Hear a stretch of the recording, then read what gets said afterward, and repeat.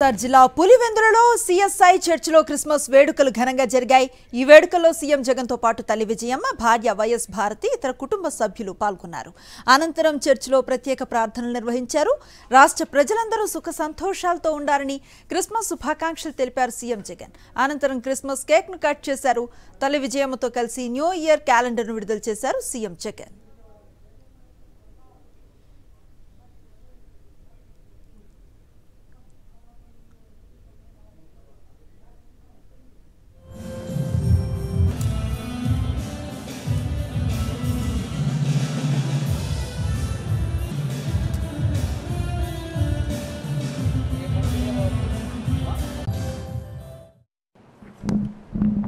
ప్రతి ఒక్క కుటుంబము, ప్రతి సోదరుడికి, స్నేహితుడికి, ప్రతి అవ్వకు తాతకే కాకుండా రాష్ట్ర వ్యాప్తంగా ఉన్న క్రిస్మస్ శుభదినమున ఈ వేడుకలు జరుపుకుంటా ఉన్న రెండు రాష్ట్రాల్లో ఉన్న ప్రతి ఒక్కరికి కూడా ఈ క్రిస్మస్ శుభదినమున అందరికీ కూడా మెరీ క్రిస్మస్.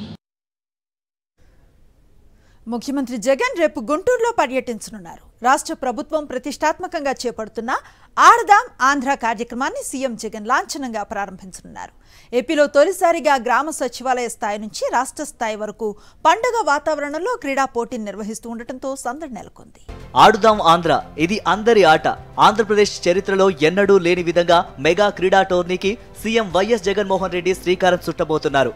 క్రీడారంగంలో ఆడుదాం ఆంధ్ర కార్యక్రమాన్ని బెంచ్ మార్కులా ప్రతిష్టాత్మకంగా నిర్వహించేందుకు రాష్ట్ర ప్రభుత్వం అన్ని ఏర్పాట్లు పూర్తి చేసింది.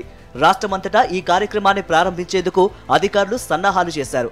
గుంటూరు జిల్లా నల్లపాడులో పర్యటించనున్న సీఎం జగన్ లయోలా పబ్లిక్ స్కూల్లో ఆడుదాం ఆంధ్ర కార్యక్రమాన్ని ప్రారంభిస్తారు. మొదట నల్లపాడులోని పాలిటెక్నిక్ కాలేజీకి చేరుకోనున్న సీఎం జగన్ 10 నిమిషాల పాటు ప్రజాప్రతినిధులతో ఇంటరాక్ట్ అవుతారు. అక్కడి నుంచి నేరుగా లయోలా పబ్లిక్ స్కూల్ కు వెళ్తారు. ఆడుదాం ఆంధ్ర కార్యక్రమంలో భాగంగా kho kho, cricket, kabaddi, badminton, volleyball క్రీడలను ప్రారంభిస్తారు. ముఖ్యమంత్రి పర్యటన నేపథ్యంలో అధికారులు భారీ భద్రతా ఏర్పాటు చేశారు. క్రీడాకారులతో పాటు యువత, సందర్శకులు పెద్ద సంఖ్యలో ఈ కార్యక్రమానికి వచ్చే అవకాశం ఉండటంతో ఎలాంటి ఇబ్బందులు తలెత్తకుండా ఏర్పాట్లు చేశారు. గ్రామాల్లో ఆరోగ్యకర జీవనాన్ని పెంపొందించడంలో భాగంగా వ్యాయామం, క్రీడలను ప్రోత్సహించడం ఈ కార్యక్రమం ప్రధాన లక్ష్యం. దీంతో పాటు ప్రతిభను గుర్తించడం ద్వారా మట్టిలో మాణిక్యాలను వెలికితీసి ప్రపంచ వేదికలపై పోటీ పడేలా తీర్చిదిద్దడం మరో ముఖ్య ఉద్దేశం. క్రీడా స్ఫూర్తిని పెంపొందించాలన్న మహోన్నత ఉద్దేశంతో 5 రకాల క్రీడలను రాష్ట్ర ప్రభుత్వం నిర్వహిస్తోంది. క్రీడలు నిర్వహించడమే కాదు, ప్రైజ్ మనీ పెద్ద మొత్తంలో ఇచ్చే కార్యక్రమం చేపడుతోంది. క్రికెట్, కబడ్డీ, ఖోఖో, వాలీబాల్ పోటీల్లో విజేతలకు రాష్ట్ర స్థాయిలో 5 లక్షలు, జిల్లా స్థాయిలో 60,000, నియోజకవర్గంలో 35,000 చొప్పున నగదు బహుమతి ప్రభుత్వం ఇవ్వనుంది. ఈ క్రీడలకు సంబంధించి ద్వితీయ బహుమతి కింద రాష్ట్ర స్థాయిలో 3 లక్షలు, జిల్లాలో 30,000, నియోజకవర్గంలో 15,000, తృతీయ బహుమతిగా 2 లక్షలు, తృతీయ బహుమతిగా 2 లక్షలు, 10,000, 5,000 చొప్పున అందజేయనున్నారు. బ్యాడ్మింటన్ డబుల్స్ విజేతలకు రాష్ట్ర స్థాయి ప్రథమ బహుమతి 2 లక్షలు, జిల్లాలో 35,000, నియోజకవర్గంలో 25,000, ద్వితీయ బహుమతి కింద వరుసగా 1,20,000, 10,000, తృతీయ బహుమతిగా 50,000, 10,000, 5,000 చొప్పున నగదు బహుమతిని ప్రభుత్వం అందించనుంది. చంద్రబాబు ఏం చేసినా సీఎం జగన్మోహన్ రెడ్డిని ఢీకొట్టలేడని అన్నారు మాజీ మంత్రి వెల్లంపల్లి శ్రీనివాసరావు. జగన్ పథకాలను కాపీ కొట్టాలని బాబు ప్లాన్ చేస్తున్నారని వెల్లంపల్లి ఆరోపించారు. సీఎం జగన్ కు ప్రజా బలం ఉందని అన్నారు. విజయవాడ నగర అభివృద్ధిపై దమ్ము, ధైర్యం ఉంటే పవన్ కళ్యాణ్, చంద్రబాబు తనతో చర్చకు రావాలని వెల్లంపల్లి సవాల్ విసిరారు.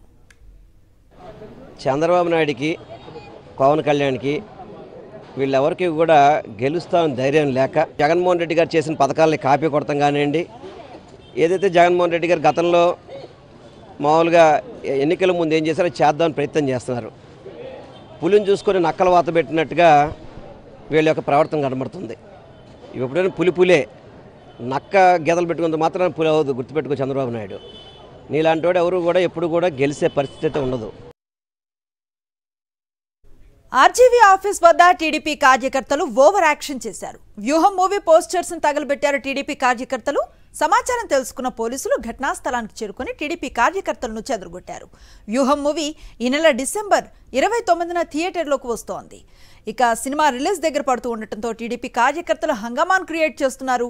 ఆర్జీవీ డెన్ ముందు టీడీపీ కార్యకర్తలు హల్చల్ చేశారు.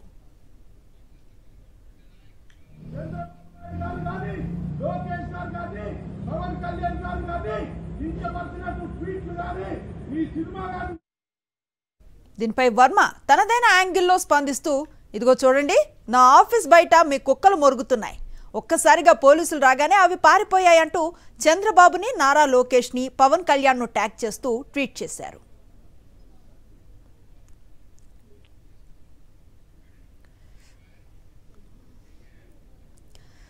తెలంగాణ వార్తలు చూద్దాం. తెలంగాణ ముఖ్యమంత్రి రేవంత్ రెడ్డి డిప్యూటీ సీఎం భట్టి విక్రమార్క రేపు ఢిల్లీకి వెళ్లనున్నారు. మంగళవారం సాయంత్రం 4 గంటలకు ప్రధాని మోదీతో భేటీ కానున్నారు. కేంద్రం నుంచి రాష్ట్రానికి రావాల్సిన పెండింగ్ నిధులు, ఇతర సమస్యలను ఇరువురు నేతలు మోదీ దృష్టికి తీసుకువెళ్లనున్నారు. దీంతో రేపటి ఖమ్మం పర్యటనను డిప్యూటీ సీఎం భట్టి రద్దు చేసుకున్నారు. తెలంగాణలో కాంగ్రెస్ ప్రభుత్వం ఏర్పాటయ్యాక తొలిసారిగా రేవంత్, భట్టి ప్రధానిని కలవబోతున్నారు. ప్రధానితో భేటీ తర్వాత కాంగ్రెస్ పార్టీ పెద్దలను కూడా రేవంత్ కలవనున్నారు. పార్లమెంటు ఎన్నికలు, నామినేటెడ్ పోస్టుల గురించి చర్చించే అవకాశం ఉంది. ఇక బుధవారం నాగ్పూర్లో జరిగే కాంగ్రెస్ ఆవిర్భావ దినోత్సవంలో పాల్గొనున్నారు.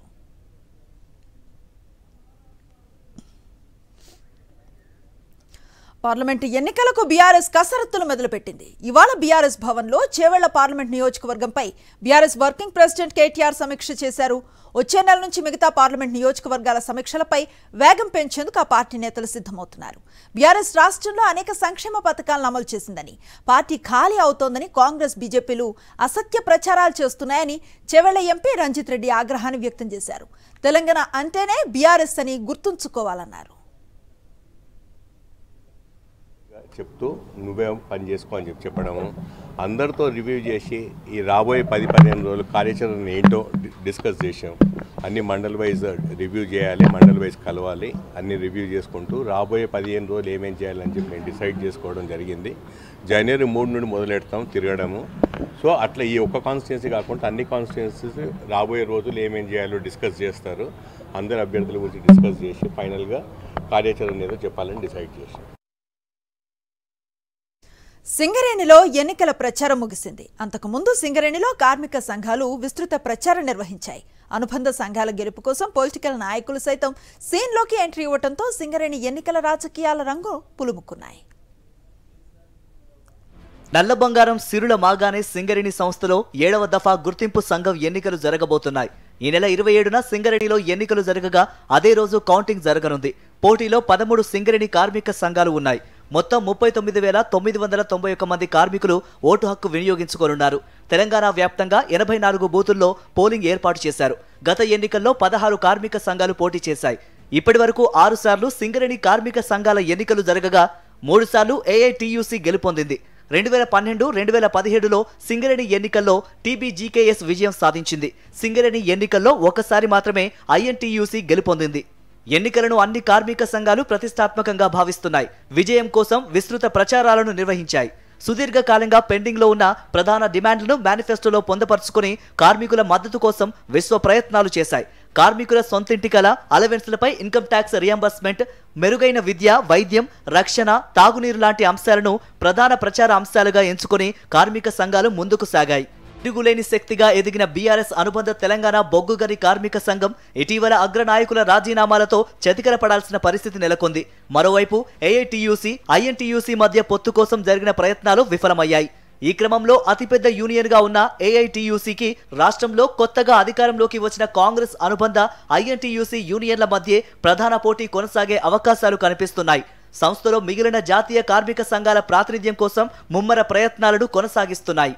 సింగరేణి ఎన్నికలను ప్రతిష్టాత్మకంగా తీసుకున్న కాంగ్రెస్ రాష్ట్ర ముఖ్యమంత్రి రేవంత్ రెడ్డి ఆదేశాల మేరకు కోల్బెల్ట్ ప్రాంతంలోని మంత్రులు, ఎమ్మెల్యేలు ప్రచారం చేశారు. తమ అనుబంధ సంఘమైన ఐఎన్టీయూసీ గెలుపు కోసం ప్రచార పర్వాన్ని కొనసాగించారు. రేషన్ దుకాణాల ద్వారా ఇచ్చే చౌక బియ్యం రీసైక్లింగ్ కు పాల్పడితే ఎంతటి వారైనా కఠిన చర్యలు తప్పవని హెచ్చరించారు మంత్రి ఉత్తమ్ కుమార్ రెడ్డి. సూర్యాపేట జిల్లా హుజూర్ నగర్ లో ఓ రేషన్ దుకాణాన్ని ఆయన పరిశీలించారు. పేదలకు అందించే బియ్యానికి ప్రభుత్వం భారీగా ఖర్చు చేస్తోందన్నారు. ఈ బియ్యాన్ని కొందరు గత ప్రభుత్వంలో నాయకులు, అధికారుల అండదండలతో రీసైక్లింగ్ చేసినట్లుగా తమ దృష్టికి వచ్చిందన్నారు. రేషన్ మాఫియా ఆగడాలపై కఠినమైన చర్యలను తీసుకుంటామన్నారు మంత్రి ఉత్తమ్. రేషన్ రైస్ ఎవరైనా సరే రీసైక్లింగ్ కి పాల్పడితే కఠినమైన చర్యలు ఉంటాయని చెప్పి నేను హెచ్చరిస్తున్నా. ఇది చాలా వ్యయంతో ప్రభుత్వాలు 39 రూపాయల కిలో బియ్యం ప్రొక్యూర్మెంట్ చేసి ప్యాడీ కొని కస్టమ్ మిల్లింగ్ చేసి ఇస్తున్నప్పుడు ఎవరో ఒక వేరే వ్యక్తులు దీన్ని అందరి దగ్గర తీసుకొని వాళ్ళకి ఆ 39 రోజులు బదులు 5 రూపాయలు 10 రూపాయలు ఇచ్చేసి ఏది వాళ్ళకంటే ఫ్రీ కదా, వాళ్ళు కొన్ని చోట్ల 5 రూపాయలు కొన్ని చోట్ల 10 రూపాయలకి ఇచ్చేసి ఆ బియ్యం మొత్తం కలెక్ట్ చేసుకుని ఇది ఒక మాఫియా టైప్, ఇది రైస్ మాఫియా టైప్, ఇది ఈ ప్రభుత్వం సహించబోదు. తెలంగాణలో గ్రూప్ 2 పరీక్ష వాయిదా పడే అవకాశం కనిపిస్తోంది. టీఎస్పీఎస్సీ చైర్మన్ సభ్యుల రాజీనామాలతో అభ్యర్థుల్లో గందరగోళం నెలకొంది. షెడ్యూల్ ప్రకారం గ్రూప్ 2 పరీక్ష జనవరి 6, 7 తేదీల్లో జరగాల్సి ఉంది. అయితే ఇప్పటి వరకు పరీక్ష నిర్వహణ కోసం ఎలాంటి ఏర్పాట్లు చేయలేదు టీఎస్పీఎస్సీ. ఇప్పటికే 2 సార్లు వాయిదా పడింది గ్రూప్ 2 ఎగ్జామ్. 783 పోస్టులకు 5,50,000 మంది అభ్యర్థులు దరఖాస్తు చేసుకున్నారు. గ్రూప్ 2 ఎగ్జామ్ నిర్వహణపై ఎలాంటి ప్రకటన చేయలేదు టీఎస్పీఎస్సీ.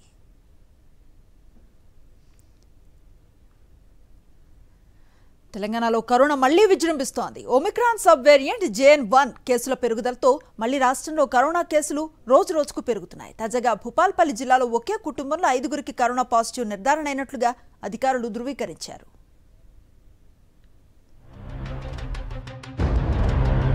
కరోనా మహమ్మారి మళ్లీ తన ప్రతాపాన్ని చూపుతోంది. కరోనా తగ్గినట్టే తగ్గి కొత్త రూపం సంతరించుకొని ప్రపంచవ్యాప్తంగా మళ్లీ ఆందోళన కలిగిస్తోంది. ఇటు భారత్లోనూ కరోనా కలకలం రేపుతోంది. పలు రాష్ట్రాల్లో కోవిడ్ కొత్త వేరియంట్ కేసులు నమోదవుతున్నాయి. తాజా వేరియంట్ చిన్నపిల్లలపై ఎక్కువ ప్రభావం చూపుతోంది. ఈ నేపథ్యంలో పిల్లల పట్ల తల్లిదండ్రులు పూర్తి జాగ్రత్తలు తీసుకోవాలని కేంద్ర వైద్య ఆరోగ్య శాఖ హెచ్చరించింది. తెలంగాణలో రోజు రోజుకు కేసుల సంఖ్య పెరుగుతోంది. హైదరాబాద్లో 2 పిల్లలు కరోనా బారిన పడ్డారు. నగరంలోని నీలోఫర్ ఆసుపత్రిలో వీరికి పరీక్షలు నిర్వహించగా కోవిడ్ నిర్ధారణ అయింది. తెలంగాణ వ్యాప్తంగా కొత్తగా మరో 6 యాక్టివ్ కేసులు నమోదయ్యాయి. ప్రస్తుతం రాష్ట్రంలో 25 యాక్టివ్ కేసులు ఉన్నట్టుగా తెలుస్తోంది. భూపాలపల్లి జిల్లా గణపురంలో కరోనా కలకలం రేపింది. ఒకే కుటుంబానికి చెందిన 5గురికి కరోనా పాజిటివ్ నిర్ధారణ అయినట్లు అధికారులు ధృవీకరించారు. ఒక మహిళలో కొత్త వేరియంట్ లక్షణాలను వైద్యులు గుర్తించారు. వెంటనే ఆమెను వరంగల్ MGM ఆసుపత్రికి తరలించారు. ఆమె నుంచి శాంపిల్స్ సేకరించిన డాక్టర్లు టెస్టింగ్ కోసం పూణేలోని ల్యాబ్కి పంపారు. MGM ఆసుపత్రిలో ప్రత్యేక కరోనా వార్డును ఏర్పాటు చేశారు. కరోనా వ్యాప్తితో అప్రమత్తమైన MGM హాస్పిటల్ సిబ్బంది మాస్క్ లేనిదే ఆసుపత్రిలోకి ఎవరిని అనుమతించడం లేదు.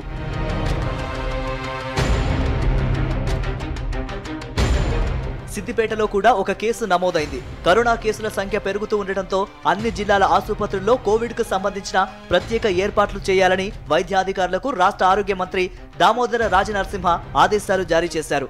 కేసులు పెరుగుతున్న నేపథ్యంలో టెస్టింగ్ సెంటర్లను పెంచాల్సిన అవసరం ఉందని నిపుణులు చెబుతున్నారు. హైదరాబాద్ మలక్పేటకు చెందిన వరాహమూర్తి కుటుంబం కనిపించకుండా పోవటం హాట్ టాపిక్ గా మారింది. తమ చావుకు ఎవరూ కారణం కాదని ఓ లెటర్ రాసి ఉండటంతో ఏం జరుగుంటుందోనని వరాహమూర్తి కూతుళ్లు ఆందోళన చెందుతున్నారు. గోల్డ్ స్మిత్ అయిన వరాహమూర్తి ఆయన కొడుకులు 2 ఓ బంగారం షాప్లో పనిచేస్తున్నారు. 3 కూతుళ్లకు పెళ్లిళ్లు చేశాడు. అయితే కుటుంబ పోషణ కోసం చేసిన అప్పులు వడ్డీలతో సహా 50 లక్షల వరకు చేరాయి.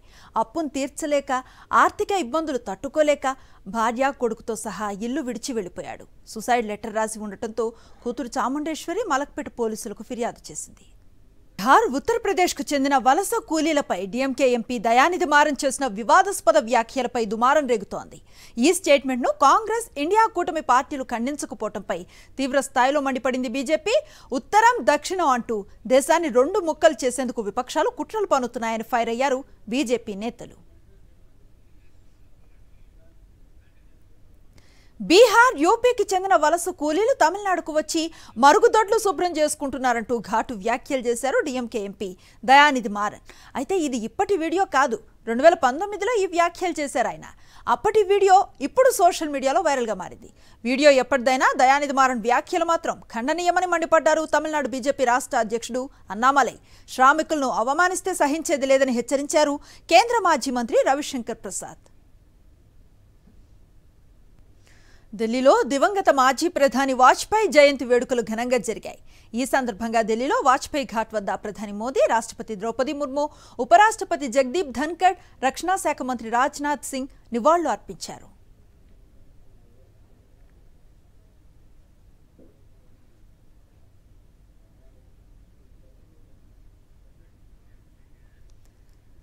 సామాజిక సేవ సమాజానికి దిశానిర్దేశం చేయటంలో క్రిస్టియన్ కమ్యూనిటీ ముందు వరుసలో ఉందన్నారు ప్రధాని నరేంద్ర మోదీ. విద్య, వైద్య రంగాల్లో క్రైస్తవ సంస్థలు విశేష సేవలు అందిస్తున్నాయని కితాబునిచ్చారు. క్రిస్మస్ సందర్భంగా ఢిల్లీలో తన అధికారిక నివాసంలో క్రైస్తవ మత పెద్దలను కలుసుకున్నారు ప్రధాని. Shri Anna, fit India, vocal for local, mission life వంటి ప్రో ప్లానెట్, ప్రో పీపుల్ కార్యక్రమాలకు ప్రాచుర్యం కల్పించాలని పిలుపునిచ్చారు మోదీ. సౌత్ ఆఫ్రికా టూర్లో ఉన్న టీమిండియా టెస్ట్ సిరీస్కు రెడీ అయింది. 2 టెస్టుల సిరీస్లో భాగంగా మంగళవారం సెంచురియన్లో ప్రారంభమయ్యే తొలి మ్యాచ్కు వానగండం పొంచి ఉందని సమాచారం. ఇప్పటి వరకు సౌత్ ఆఫ్రికా గడ్డపై ఒక్క టెస్ట్ సిరీస్ కూడా గెలవని టీమిండియా ఈసారి ఎలాగైనా సిరీస్ను గెలుచుకోవాలన్న పట్టుదలతో బరిలోకి దిగుతోంది. టెస్ట్ సిరీస్ గెలవటమే తమ మొదటి లక్ష్యమని హిట్మ్యాన్ రోహిత్ శర్మ తెలిపాడు. వన్డే వరల్డ్ కప్లో టీమిండియాను నిరాశపరిచిన రోహిత్ ఈ సవాల్ను ఎలా అధిగమిస్తాడన్నదే ఆసక్తికరంగా మారింది. మరోవైపు రన్ మెషిన్ విరాట్ కోహ్లీ ఈ సిరీస్లో పలు రికార్డులను బ్రేక్ చేసేందుకు రెడీ అవుతున్నాడు. దక్షిణాఫ్రికా టూర్లో టీమిండియా ఇప్పటికే T20 సిరీస్ను సమం చేసుకుని వన్డే సిరీస్ను 2-1 తేడాతో గెలుచుకుంది.